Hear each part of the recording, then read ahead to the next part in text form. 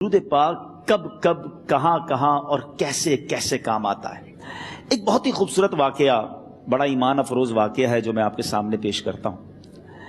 ایک دوست نے اپنے ایک دوسرے دوست کو قرض دیا، اور جب اس نے قرض دیا تو وہ قرض ایک بڑی اماؤنٹ تھی، 3000 دینار۔ وہ ٹائم آ گیا جب اس ٹائم وہ قرض لینے کے لیے اپنے دوست کے پاس گیا کہ بھائی مجھے میرے پیسے واپس دو، تو اس نے کہا کہ پیسے تو نہیں ہے میرے پاس، میں کولیپس ہو گیا ہوں، بزنس اب میرا ختم ہو گیا ہے، میں تمہاری رقم نہیں دے سکتا۔ اس نے ایک اور ٹائم دے دیا اسے کہ ٹھیک ہے اب اتنے دنوں کے بعد میں دے دوں گا۔ وہ ٹائم بھی گزر گیا، اور جب وہ ٹائم بھی گزر گیا تو اس کے بعد اس دوست نے کہا کہ اب تو پیسے دے دو بھائی، میرا ٹائم پورا ہو گیا ہے۔ پھر نہ دے سکا ٹائم۔ آخر کار معاملہ جو ہے وہ کورٹ میں چلا گیا، قاضی کے پاس چلا گیا۔ اب قاضی نے جس کو پیسے دینے تھے اس کو بلایا اور کہا کہ بھائی آپ کو اس کے پیسے دینے ہیں؟ کہتا ہے ہاں پیسے تو دینے ہیں۔ تو کہا پھر دیتے کیوں نہیں ہو؟ کہا پیسے ہیں ہی نہیں، کاروبار ہی ختم ہو گیا ہے، قرضہ تو لیا تھا، اب میرے پاس بچا ہی کچھ نہیں ہے۔ تو کہا اچھا اب یہ بتاؤ کہ کب دو گے، کیسے دو گے؟ اس نے کہا بس میرے پاس پیسے ہی نہیں ہیں۔ تو کہا اب تمہارے پاس 30 دن کا ٹائم ہے، 30 ڈیز میں یا تو اس کے پیسے لوٹا دو یا 30 دن کے بعد تمہیں قید کر دیا جائے گا۔ یہ شخص اب گھر آیا، پیسے تو تھے نہیں، مگر شاید علماء نے لکھا کتابوں میں، یہ واقعہ کئی بڑی بڑی کتابوں میں لکھا اور درود پاک کے فضائل کی بڑی بڑی کتابوں میں لکھا، اور اس شخص نے سوچا کہ اس نے ایک حدیث پاک پڑھی ہوئی تھی کہ جس میں یہ نبی پاک علیہ الصلوۃ والسلام نے فرمایا ہے، جس کا مضمون ہے کہ جو شخص پریشان ہو، مصیبت زدہ ہو، اسے چاہیے کہ مجھ پر کثرت سے درود پاک پڑھے، کیونکہ درود پڑھنا مصیبتوں اور پریشانیوں کو لے جاتا ہے۔ اب اس عاشق رسول نے سوچا اور تو کچھ ہے نہیں، اب میں درود پاک پڑھنا شروع کرتا ہوں۔ صبح سے لے کر شام تک وہ درود پاک پڑھنے لگ گیا۔ 27 دن گزر گئے، only 3 days left، 3 دن باقی تھے قاضی کے پاس جانے میں۔ 27 دن گزر گئے درود پڑھتے پڑھتے۔ جب 28ویں رات آئی تو آنکھیں تو بند ہوئیں، مگر خواب میں اسے ایک آواز آئی، گھبراؤ نہیں، تمہارا قرضہ ادا کر دیا جائے گا، تمہارا مسئلہ سالو ہو جائے گا۔ صبح اٹھتا ہے، درود پاک پڑھ رہا ہے، مگر کہتا ہے یہ آواز سے تو مسئلہ حل نہیں ہوگا، پیغام کیا ہے اسے سمجھ نہ آیا۔ 28واں دن گزر گیا، 29ویں رات آ گئی، مگر اب آنکھیں بند ہوئیں اور قسمت جاگ اٹھی۔ نبی پاک صاحب لولاک صلی اللہ تعالی علیہ وسلم خواب میں تشریف لائے، اور پیارے آقا صلی اللہ تعالی علیہ وسلم نے فرمایا گھبراؤ نہیں، علی بن عیسیٰ وزیر کے پاس جاؤ، وہ تمہارا قرضہ ادا کر دے گا۔ اب یہ عاشق رسول صبح اٹھا تو ویری فریش، حشاش بشاش کہ اب تو کام ہو گیا، نبی پاک نے خواب میں آ کر بشارت دی ہے۔ مگر پھر ذہن میں سوال آیا کہ علی بن عیسیٰ کے پاس جاؤں گا تو ثبوت کیا ہے، پروف کیا ہوگا؟ میں جا کر اس کو کہوں گا کہ میرا قرضہ دے دو تو ایسے تو قرضہ نہیں دے دینا، اور میں نے اس کو کہا کہ مجھے نبی پاک نے خواب میں کہا ہے، اور اس نے اگر مجھ سے کوئی نشانی مانگی تو میں نشانی کیا دوں گا؟ آخری دن تھا، 29واں دن تھا، وہ بھی درود پڑھتے پڑھتے گزر گیا۔ 30th نائٹ آ گئی، صبح وہ دن ہے جب عدالت میں جانا ہے۔ اب اس رات پھر نبی پاک علیہ الصلوۃ والسلام خواب میں تشریف لائے، اور آقا علیہ الصلوۃ والسلام نے فرمایا کہ علی بن عیسیٰ وزیر کے پاس جاؤ، وہ تمہارا قرض ادا کر دے گا۔ کہ حضور چلا تو جاؤں گا، لیکن اگر وزیر نے مجھ سے کوئی نشانی طلب کی تو میں کیا جواب دوں گا؟ پیارے آقا علیہ الصلوۃ والسلام نے کمال کا ارشاد فرمایا کہ علی بن عیسیٰ سے کہنا کہ تم روزانہ فجر کی نماز کے بعد 5000 بار درود پاک پڑھتے ہو، یہ راز فقط تم جانتے ہو اور تمہارا رب جانتا ہے۔ اب یہ جب صبح اٹھا تو ایک نشانی بھی مل چکی تھی۔ عدالت میں جانے سے پہلے وزیر کے دربار میں پہنچ گیا، اسے یہ ڈر تھا کہ آج پیسے نہ لوٹائے تو سزا ہو سکتی ہے۔ جب وزیر کے دربار میں پہنچا تو وزیر اپنے مشیروں کے ساتھ بیٹھا تھا۔ کہا مجھے آپ سے بات کرنی ہے۔ کہا بتاؤ کیا بات کرنی ہے؟ کہا میں ایک پیغام لایا ہوں آپ کے لیے۔ اچھا کس کا پیغام لائے ہو؟ کہا میں نبی پاک جناب محمد مصطفیٰ صلی اللہ تعالی علیہ وسلم کا پیغام لایا ہوں۔ وہ عاشق رسول وزیر تھا، کہتا بتاؤ میرے آقا نے کیا پیغام دیا ہے؟ کہ حضور میں 3000 دینار کا مقروض ہوں، آج آخری دن ہے اور میرے آقا نے مجھے بشارت دی ہے کہ آپ سے کہوں کہ آپ میرا قرض ادا کر دیجئے۔ علی بن عیسیٰ کہتا ہے کوئی ثبوت ہے آپ کے پاس؟ ہے کوئی دلیل بھی ہے آپ کے پاس؟ میں کیسے مان لوں کہ آپ کو نبی پاک علیہ الصلوۃ والسلام نے بھیجا ہے؟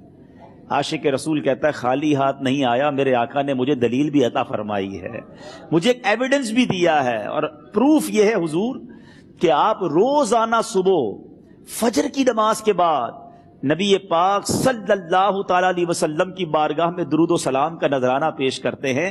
جب تک 5000 کا عدد پورا نہیں ہوتا آپ اس وقت تک کسی اور سے بات نہیں کرتے، اور اے وزیر صاحب یہ رات صرف آپ کو پتا ہے اور آپ کا رب جانتا ہے۔ اللہ اکبر! وہ وزیر تو جس کو کہے نا جھوم اٹھا، ایسا عاشق رسول وزیر تھا جو روزانہ صبح 5000 درود پڑھتا ہو، اس کی تو عید ہو گئی نا۔ وہ کہتا ہے مرحبا یا رسول اللہ، میرے آقا نے میرے درود قبول کر لیے، اس سے بڑھ کر میرے لیے سعادت کیا ہوگی۔ اب یہ وزیر اپنی سیٹ سے اٹھتا ہے، اپنے کمرے میں جاتا ہے، تھوڑی دیر بعد واپس آ کر اس عاشق رسول کے ہاتھ میں 3000 دینار رکھ کر کہتا ہے حضور پہلے 3000 دینار تو نبی پاک کا حکم کی میں ادب سے بجا لاتا ہوں، میرے آقا نے جو حکم فرمایا یہ 3000 دینار آپ کو پیش کرتا ہوں، حضور ایک اور 3000 دینار لیجئے۔ میرے گھر آپ آئے، اتنی اچھی خبر سنائی، آپ نے قدم رنجا فرمایا، یہ 3000 اس کا نذرانہ ہے، اور ایسا کیجئے 3000 اور لیجئے، اس سے اپنے بچوں کے لیے کچھ چھوٹا موٹا کام شروع کیجئے، اور ایک وعدہ کر کے جائیے آج کے بعد زندگی میں آپ کو جب بھی کوئی کام پڑے میں آپ کا بھائی ہوں، مجھے یہ خدمت کا موقع دیجئے گا۔ اللہ اکبر! وہ مقروض جو ایک رات پہلے 3000 دینار کا مقروض تھا، ہو سکتا ہے اس کے بیک آف مائنڈ یہ بھی چل رہا ہو کہ اب شاید کل میں نے جیل میں جا کر عدالت میں جا کر گرفتاری دے کر جیل میں جانا ہے، مگر اب 9000 دینار ہاتھ میں ہیں۔ عاشق رسول جھومتا ہوا نبی پاک کی یاد میں گھومتا ہوا اب عدالت میں پہنچا۔ عدالت میں everybody expecting over there کہ آج اس نے آنا ہے اور آ کر کہنا یہی ہے کہ پیسے تو نہیں ہیں، گرفتار کر لو، مگر جا کر اس عاشق رسول نے 3000 دینار جج صاحب کے ہاتھ میں رکھ دیے۔ قاضی کہتا ہے پہلے تو یہ بتاؤ پیسے آئے کدھر سے؟ تم تو کہتے تھے غریب ہوں، تم تو کہتے تھے کاروبار نہیں ہے، ایک مہینے میں اتنی بڑی رقم کا انتظام کیسے ہو گیا؟ سبحان اللہ! اس عاشق رسول نے گویا زبان حال سے یہ کہا ہوگا کہ یہ تو کرم ہے ان کا، ورنہ مجھ میں تو ایسی بات نہیں، اتنا دیا سرکار نے مجھ کو، اتنی میری اوقات نہیں۔ اس نے وہ پورا واقعہ بھری عدالت میں سنا دیا۔ اللہ اکبر! میرے پیارے اسلامی بھائیوں ذرا سوچو پہلے زمانے میں کیسے عاشقان رسول ہوا کرتے تھے، وہ جج وہ قاضی بھی کیسا سرکار علیہ الصلوۃ والسلام کا عاشق تھا۔ اپنی سیٹ سے اٹھتا ہے، بھرے دربار میں بھری عدالت میں وہ اپنے چیمبر میں اپنے کمرے میں جاتا ہے، اور تھوڑی دیر بعد واپس آ کر اس کے ہاتھ میں بھی 3000 دینار ہیں، اور وہ 3000 دینار جو ہے وہ اس عاشق رسول کے ہاتھ میں رکھتا ہے کہ سارا ثواب علی بن عیسیٰ کیسے لے جائے، میں بھی تو نبی پاک کا غلام ہوں، میں تمہارا قرضہ میں ادا کرتا ہوں۔ اچھا، اب ایک اور عجیب سینیریو یہ بن گیا کہ جس نے کیس کیا تھا، جس نے دعویٰ کیا تھا، وہ بھی یہ سارا منظر دیکھ رہا تھا۔ کہتا ہے جج صاحب ذرا رکیے، میں بھی اپنے آقا کا امتی ہوں، اور ایک کام کیجئے قلم کاغذ منگوائیے، اس عاشق رسول کا قرضہ ہی میں معاف کر دیتا ہوں۔ اچھا، اب عاشق رسول نے وہ واپس 3000 دینار جو جج صاحب نے دیے تھے وہ واپس جج صاحب کو دیے کہ حضور یہ پیسے آپ ہی رکھ لیں، قرضہ ہی معاف ہو گیا، اب آپ کے پیسے کا میں نے کیا کرنا ہے؟ جج صاحب کہتے ہیں جو پیسے نبی پاک کے نام پر نکالے ہیں اب مجھے واپس نہیں چاہیے، یہ بھی تم اپنے ساتھ لے جاؤ۔ اللہ اکبر! میرے میٹھے اسلامی بھائیوں، وہ عاشق رسول ایک رات پہلے 3000 دینار کا مقروض ہے، اب 12000 دینار لے کر گھر کو واپس جا رہا ہے۔ اس ایک واقعے کے اندر جو ہم سب کے لیے درس ہے، جو ہم سب کے لیے پیغام ہے، شاعر لکھتے ہیں نا، دکھوں نے تم کو جو گھیرا ہو تو درود پڑھو، दुखों ने तुमको जो घेरा हो तो दुरूद पढ़ो, जो हाजिरी की तमन्ना हो तो दुरूद पढ़ो। आज हम बहुत सारी प्रॉब्लम्स में होते हैं। यहां भी हो सकता है मेरा कोई भाई बीमार बैठा हो, कोई कर्जे में डूब गया हो, किसी का कोई बिजनेस प्रॉब्लम चल रहा हो, कोई फैमिली इशू में डिस्टर्ब हो। आप किसी भी प्रॉब्लम में हैं, खुदा की कसम दुरूद पाक ऐसा वजीफा है। लोग बहुत सारे वजाइफ पूछते रहते हैं, बहुत सारे जनाब वजाइफ के बारे में मालूमात करते रहते हैं। सच्ची बात यह है, हर दर्द की दवा है सल्ले अला मुहम्मद। हर दर्द की दवा है सल्ले अला मुहम्मद।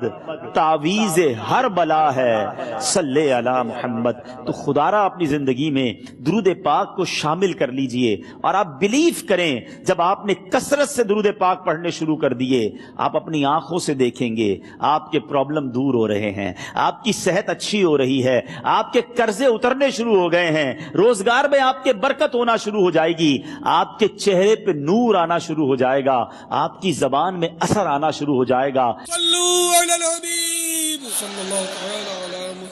मुझे अपनी और सारी दुनिया के लोगों की इस्लाह की कोशिश करनी है।